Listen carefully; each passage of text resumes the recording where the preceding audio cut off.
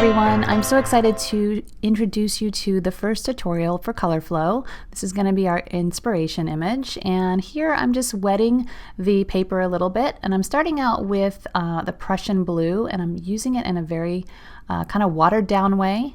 At this point I wasn't sure if I was going to do it in a very sort of watercolor style or if I was going to go more opaque, which is why I'm starting out quite thin. However, I do tend to start out my underpaintings in this way. And so I'm really just having fun here. I'm getting some color on the page, and for me, when I look at this photo reference, I really love the deep inky blues, and to me it reads as like a Prussian blue. And it's one of my favorite colors, so I thought, why not do the entire kind of underpainting value study in watered down layers of Prussian blue. And this is just the golden fluid Prussian blue. You could use any blue that you enjoy, but I kind of wanted this Prussian blue to be what you might call your mother color. I wanted it to be in all the other colors. I wanted it to serve as kind of harmonizing color with this painting. And this is what I love about using Colorflow. I have all my colors selected for me. I have my photo image that I'm using, my reference, and I get to just pick a page and start creating. So I really like to establish my values in my first kind of pass with paint, and so you can see me sort of delineating and finding those shadow shapes and seeing where my darkest darks are. I'm also having a lot of fun just making some leaf sort of patterns with my brush. I'm using a Pro Art brush. It's the 3130DF number 7, and it's a great little filbert brush. I love filbert brushes because you have that broad angle that you can use on the side, but then it also has sort of a knife edge so that you can use it for finer detail, which you're going to see me do in a little bit. So as I said, I'm just kind of finding out my values here, exploring that, kind of making a map for myself of where my darks and lights are. And I love working this way. I love just kind of starting, and I don't totally know what the outcome's going to be, but I have my colors and I have my image, so I've kind of got everything headed in the right direction.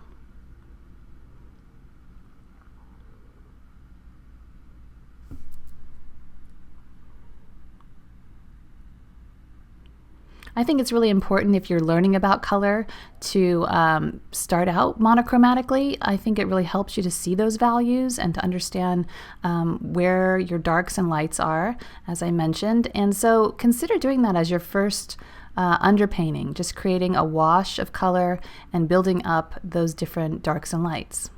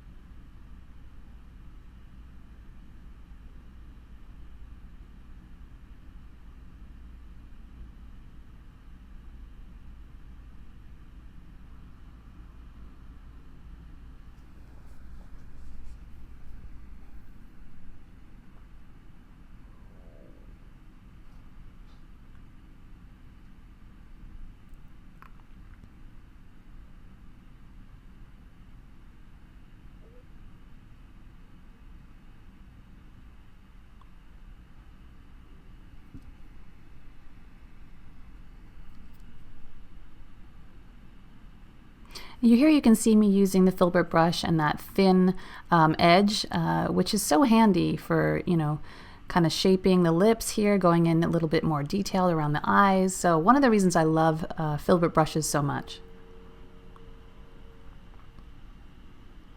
And you can see how important it is to establish your different shadows so that you can really understand the form. So now I'm going in with a very watered down Winsor & Newton cadmium yellow pale hue, and I'm just kind of adding that in there where I want that light to be peeping through the foliage. Again, I'm not trying to replicate the photo exactly. Now I'm going to be using a little bit of cadmium red and some white to get that peachy tone that you see, and some Naples hue, Naples yellow hue by Golden. And I'll be listing all the paint information under the video, so you guys will have all that info. But so basically I'm really working with a primary color palette, and that's what's so neat. When I didn't even realize it too much until I started painting. I started realizing, oh my gosh, I have red, yellow, and blue on my color palette. And that's really at the core of this image. Now, when you look at it right off the bat, you may not think that, but if you simplify the color and really break it down into a color palette, those colors are very present in this piece. So here I'm just tinting the face with a little bit of that peachy tone just to kind of warm it up. I'll be going in and doing some more realistic skin tone in a little bit, but I just didn't want the skin to look too cold. So I'm just warming it up a little bit with that peach. Again, I'm staying very watery. As I mentioned before, I wasn't sure if I was going to stay in a watercolor kind of style or if I was going to go opaque. I do end up bringing this piece to a very opaque kind of place. But it's kind of fun. I mean, if you are a watercolor artist or you like to work in this watery way, you'll be able to stop this video halfway through if you don't want to take it to a more opaque application. So here I'm bringing in some color to the lips, softening it up a little bit, and just kind of building up some color on the face. That brush I'm using there is the Princeton Select No. 6 Round Blender, one of my favorite brushes. And now I'm going in with a little bit of white, just kind of mapping out where the lights are.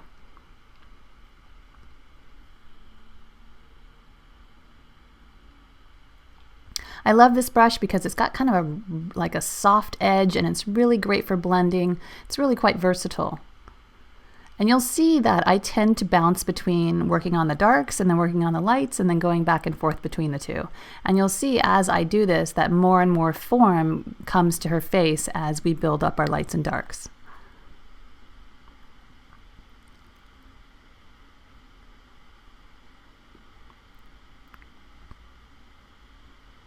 And this is one of the reasons I think it's so important to use a photo reference, especially if you're new to doing faces, is that you really need to use your powers of observation to really map out and see where those forms of light and dark interact.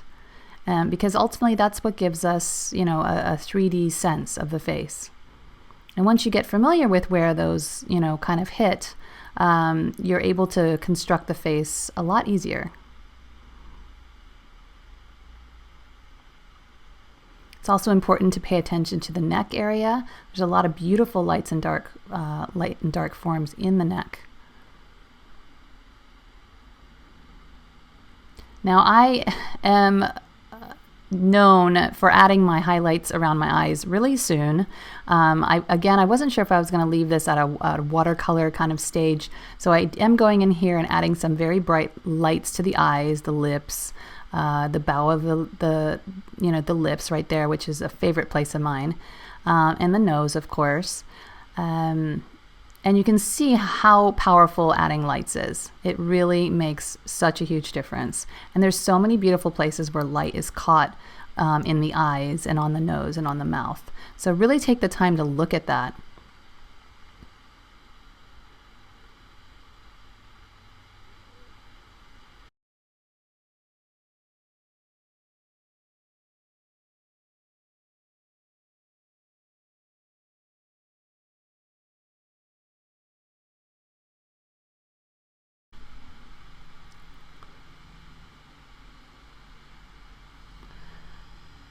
I am giving it a good dry now so I can build up more layers of paint.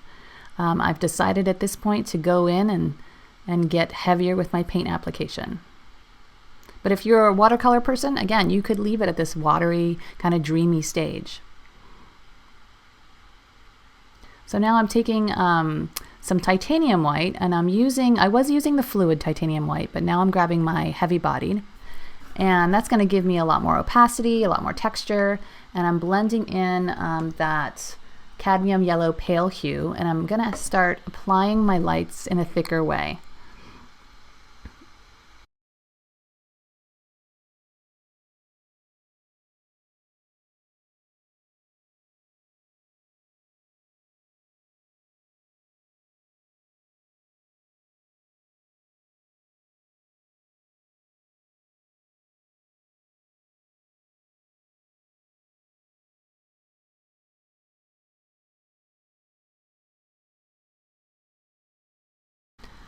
Now that I've made the decision to go opaque with my application, I'm going to build up the lights and leave some really nice fresh paint strokes.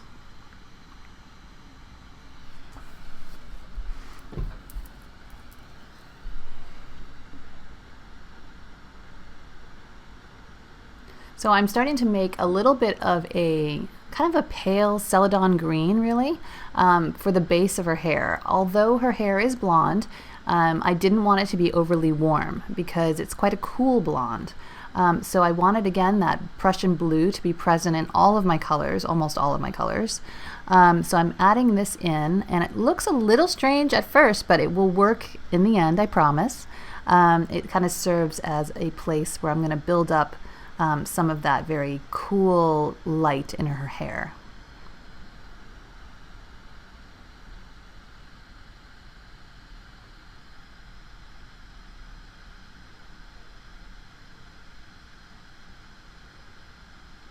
I really had so much fun working with the Colorflow book in this way and just opening up a page and just starting. I didn't have to think about anything. And that was really fun. It allowed me to relax and to play and enjoy the color and my brush strokes so much more. So here I'm adding some more Prussian blue, intensifying the darks. And you can tell I'm being very painterly. I'm being loose with my paint application, and it was just a lot of fun working this way. I am allowing some areas to be watery still. I didn't want everything to be super opaque. I thought it would be fun to leave some of those watery leaves kind of speckled throughout. So now I'm adding a little bit of cadmium red and a touch of white in a minute, and playing around with that sort of floral pattern she has on her shirt. I love that it's a very small scale pattern as opposed to the large leaves. I think it's really important when adding pattern to vary the scale of your pattern. And so that's what I'm doing here.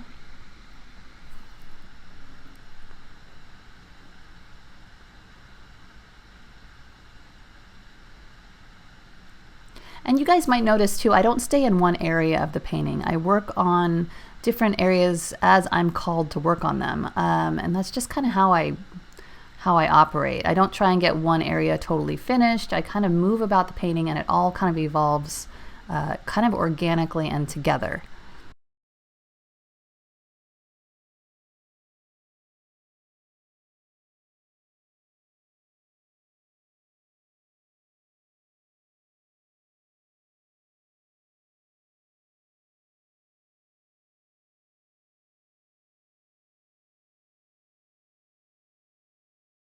I always think it's fun to watch the lights and darks kind of evolve and play off each other, and to see how, you know, the painting sort of comes to life as you start to really move into that space where you're playing with the lights and darks. Back to my filbert brush, I'm playing around with some more watery leaf marks up there. I'm going to leave that area in that upper right corner, kind of, you know, more watercolor effect, and then allow the other parts to be much more opaque.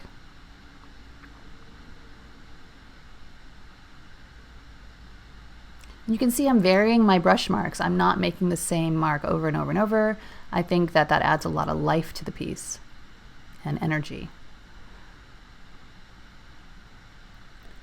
Starting to darken up the eye area and start to build up, you know, those shadows.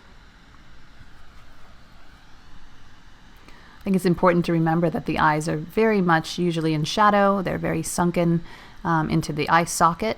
And so it's important to establish those lights and darks. Now here, guys, I jump over to my oil paints, and that's what I love about being a mixed media artist. I loved working with my acrylics, but now I'm like, I want some juicy oil paint. I want it to be luminous and luscious. And for me, I just love how oil paint works that way. So I'm adding in my linseed oil, and I've got my mineral, my odorless mineral spirits in that little coil jar. And it's not as hard as it looks, guys. Oil painting is really, really fun. I think it's really approachable. I've got some tutorials that I have on my website, so check them out if you haven't already. But I'm putting down a primary palette. I've got a red, I've got a yellow, I've got a warm white, I've got titanium white. And I've got Prussian blue, and you can't see the Prussian blue, but it's just slightly off camera. So I've got my my primaries again, and I'm going to be making her skin tone out of those colors. So I'm using the warm white, the little bit of cad red, and the cad yellow light, and then you'll see me add the Prussian blue into the skin tone to create the shadows. So I'm still working in that same color palette, so her skin is going to be very harmonious with the rest of the piece. And what I love about oil paint is it's just amazing to blend. I can create very subtle shadows and subtle shifts of color, and it's just really fun to work with once you get the hang of it. One of my tips with oil painting is to have a couple brushes going at once. So I often will have a brush for my cools, a brush for my warms, a brush for my lights, and then oftentimes a clean brush to go and blend with. So you'll see me kind of going between brushes. But I can very quickly establish a beautiful sort of skin tone and effect with my oil paints. And that's what's so great. You can do an acrylic underpainting and then pull your oil paints out to get a beautiful finish to the paint, a much more, in my opinion, luminous finish, and you have that blendability. So consider oil paints if you haven't already. The odorless mineral spirits that I'm using have absolutely no smell, as you would imagine from odorless. I don't get a headache when I work with them. I don't feel like they're just wonderful to use. It's not as intimidating as you might think. And those of you that are already using them, you know what I'm talking about. So I'm going into the whites of the eyes, and it's a good idea not to make the whites of the eyes super, super white. So I actually added a little bit of the Prussian blue, so they're kind of a lightish blue. But I'm using a flat brush here from Princeton. That is the flat shader number 4, and it's a great one for going in and doing some detail work, doing a little subtle blending.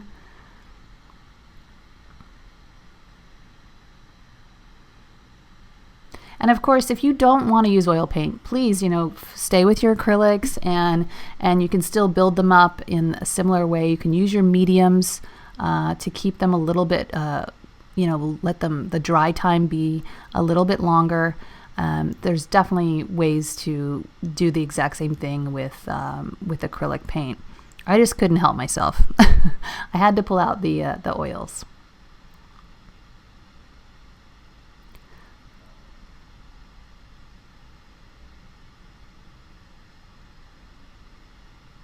I like to create my lights very opaque with oil paint and leave my shadows rather, just a thinner application. And I think that looks really beautiful. It allows the lights to naturally kind of come forward and glow a little more. I also love to put down strokes of color and not overly blend it. Just leave it fresh and don't mess with it.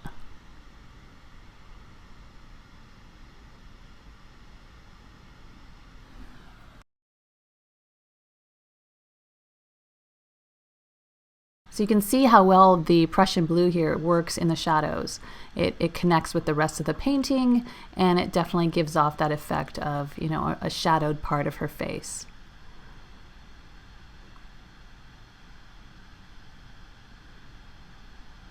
She's got a very pale pinkish tone, so again, it works really well with the color palette.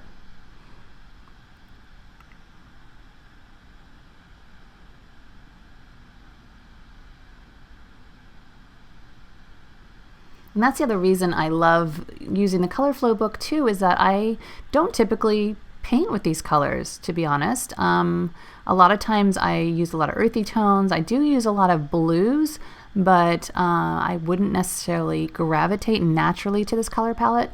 But opening up the book and using the color palette, I'm really enjoying how fresh it feels. It's very, I don't know, it just was like a really neat experience to use the colors that I don't typically use and realize that I really enjoy them. And so I think it's really important to, get out of your comfort zone and try new things, and try new colors and expand your color language and your color confidence. So here I'm using one of those blender brushes, and I'm using it clean and just gently feathering some of the colors together in some areas. So that's what's so handy about having a couple of brushes on hand. I think I have like 20 of those brushes. I go through them rather fast. So just going into the neck now and adding some tone.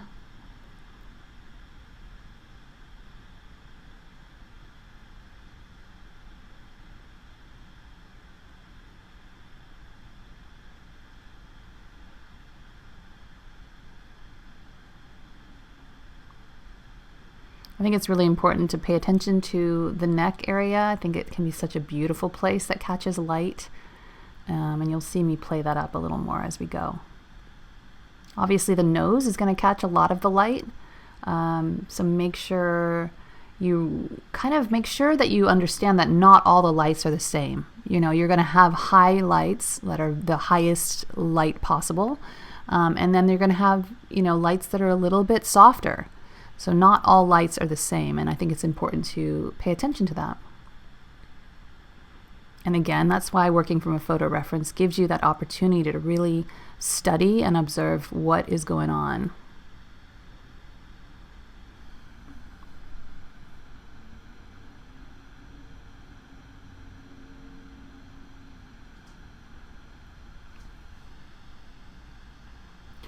I would say too, for me at least, the way I work is that I use a very soft touch when it comes to oil painting. I'm not, heavy-handed with it, and I think that helps me control it. So now I'm going into the lips. The darkest part of the lips is where they meet, and there's usually a fabulous shadow underneath, which I will end up softening a little bit. But the lips are really fun to pay attention to. There's some beautiful forms.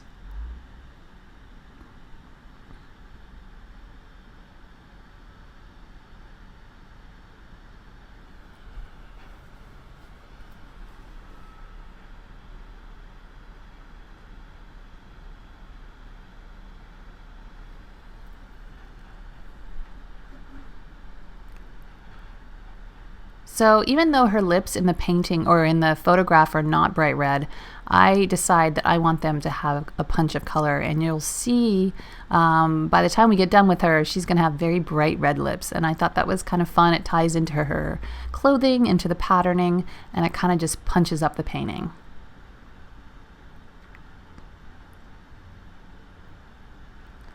Here I'm still building up those lights, leaving them rather fresh and much more opaque.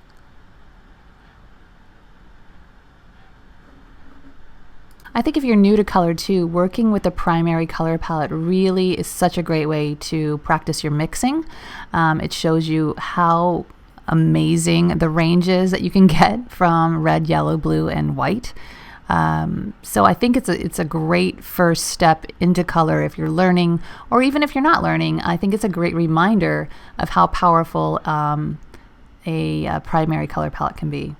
So now I'm going into the lights with my oil paints, and I'm using the cadmium yellow light and some titanium white, and applying some more thick marks, brush strokes of light, and building up that luminosity.